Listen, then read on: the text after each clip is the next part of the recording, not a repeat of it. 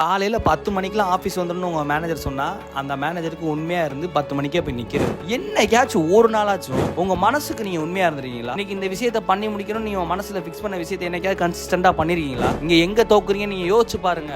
எந்த இடத்துல நீங்கள் தடுமாறுறீங்கன்னு யோசிச்சு பாருங்க.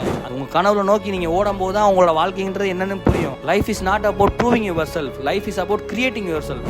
இங்கே நான் என்ன கிரியேட் பண்ணுறனோ அதுதான் என் வாழ்க்கை. இன்னொருத்த போட்ட ஷெட்யூல் என்னால் வாழ முடியாதுன்னு நீ யோசி. ஒவ்வொருத்தனும் யோசிங்க. ஏன் அவன் ட்ரீம் காணி நீ உழைக்கிற, உன் ட்ரீம் காணி நீ ஓல. கடைசி வரைக்கும் ஷெட்யூல்டான விஷயத்துல தான் உன்னால் இருக்க முடியும். ஷெட்யூல்டான வாழ்க்கை தான் உன்னால் வாழ முடியும். புரிஞ்சுக்கோ, யோசிக்க ஆரம்பி. ஏன் நம்ம இந்த இடத்துல இருக்கோம், நம்ம என்ன பண்ணிட்டு இருக்கோம், நம்ம என்னென்னலாம் செஞ்சுக்கிட்டு இருக்கோங்கிறத யோசி. உன் கனவை நோக்கி ஓடு. உன்னை நீ எப்படி கிரியேட் பண்ண நினைக்கிறியோ அப்படி கிரியேட் பண்ணு. உன் மைண்டை மாற்று. 10 நாள் வேலைக்கு போகாத, 10 நாள் உட்காந்து யோசி. கழுகுகளுக்கு இரையாகணும்னு நினைக்காதீங்க, தன்னோட காட்டுக்கு ராஜாவா இருக்கணும்னு யோசிங்க. அப்படி யோசிக்க ஆரம்பிச்சா இங்கே ஒவ்வொரு வீட்லேயும் ரட்டன் டட்டா மாதிரி பெரிய பிஸ்னஸ் மேக்னெட் உருவாக ஆரம்பிச்சிருவாங்க.